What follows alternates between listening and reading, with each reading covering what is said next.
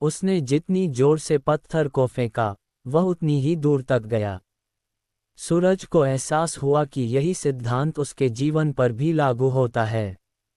यदि वह महान चीजें हासिल करना चाहता है, तो उसे खुद को ऐसा करने की शक्ति देनी होगी। कहानी शुरू करने से पहले हमारे चैनल कहानियाँ 7.4 को प्लीज़ सब्सक्राइब एंड लाइक अवश्य करें ताकि हमें मोटिवेशन मिलता रहे, ताकि आप लोगों के लिए नया नया कहानी लाता रहूं। ये कहानी शुरू करते हैं।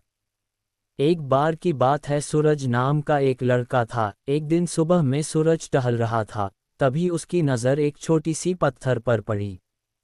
जैसे ही सूरज ने उस पत्थर को देखा, उसने उसे उठाया और जितना जोर से फेंक सकता था, फेंक दिया।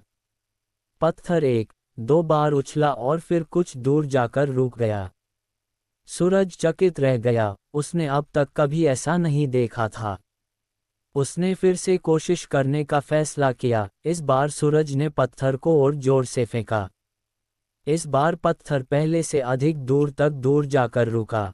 सूरज इतना उत्साहित था कि वह पत्थर फेंकता रहा, हर बार उसे और जोर से फेंकता रहा। प्रत्येक फेंके जाने पर पत्थर और दूर तक जाता रहा, जब तक कि पत्थर सूरज दृष्टि से गायब नहीं हो गया।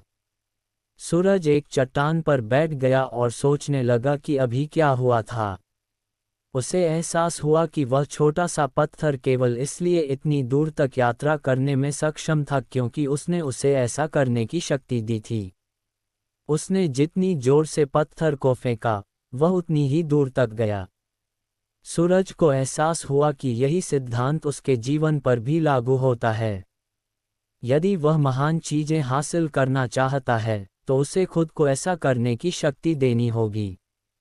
उन्हें अपने लिए चुनौतीपूर्ण लक्ष्य निर्धारित करना होगा और फिर उन्हें हासिल करने के लिए कड़ी मेहनत करनी होगी। सूरज ने खुद से वादा किया कि वह अपने सपनों को कभी नहीं छोड़ेगा। वह कड़ी मेहनत करते रहेंगे और खुद पर विश्वास करना कभी नहीं छोड़ेंगे।